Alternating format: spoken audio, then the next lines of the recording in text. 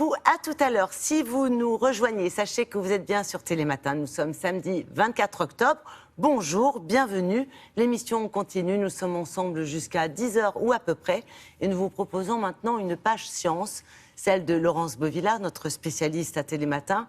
La question d'aujourd'hui, c'est d'essayer de comprendre le fonctionnement de l'odorat.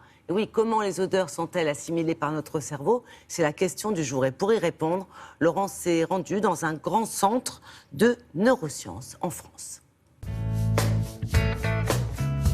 Nous sommes ici sur le campus de la très belle université de Nice, Sophia Antipolis.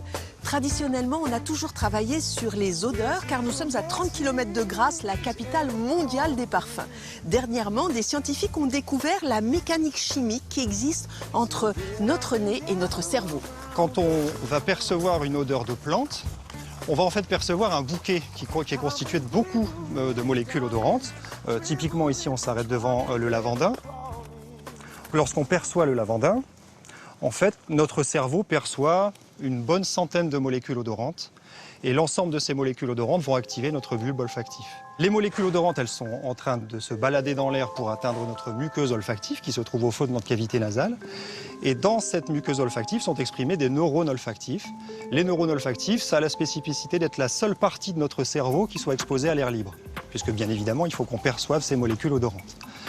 Ces neurones olfactifs expriment donc des récepteurs, donc des capteurs, et ce sont ces capteurs qui vont activer les neurones olfactifs pour associer la structure des molécules qui vont être émises de ces plantes à un message qu'on va appeler l'odeur. Notre cerveau a développé une stratégie qui est basée sur l'expression de 400 types de récepteurs différents. Et donc, on peut imaginer que la perception d'une odeur, ça serait l'équivalent musical d'avoir un accord sur un orgue à 400 touches. Donc on perçoit bien là la complexité du mécanisme de la perception des odeurs.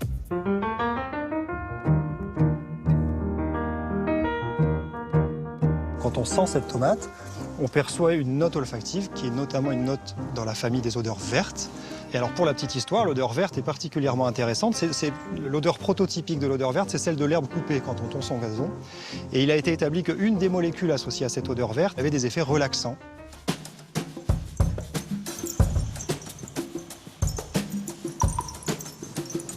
À quoi vous fait penser cette odeur? C'est une odeur plutôt agréable. Ça me fait penser aux végétaux, un peu, aux arbres ou au gazon. Empiriquement, on connaît les effets stimulants ou apaisants de certaines essences de plantes. Aujourd'hui, ce laboratoire de chimie teste scientifiquement les bases de l'aromathérapie en mesurant la variation de paramètres physiologiques.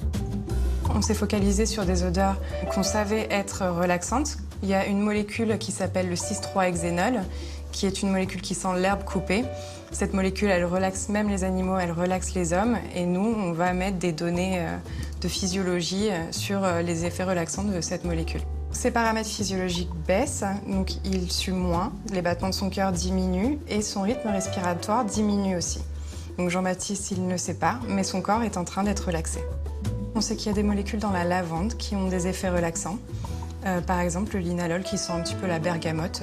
Et il a été prouvé pour relaxer l'animal et l'homme aussi. On a longtemps pensé que les neurones et les récepteurs olfactifs se limitaient à notre nez et à une partie de notre cerveau. Mais notre estomac, nos reins et même les spermatozoïdes en sont pourvus.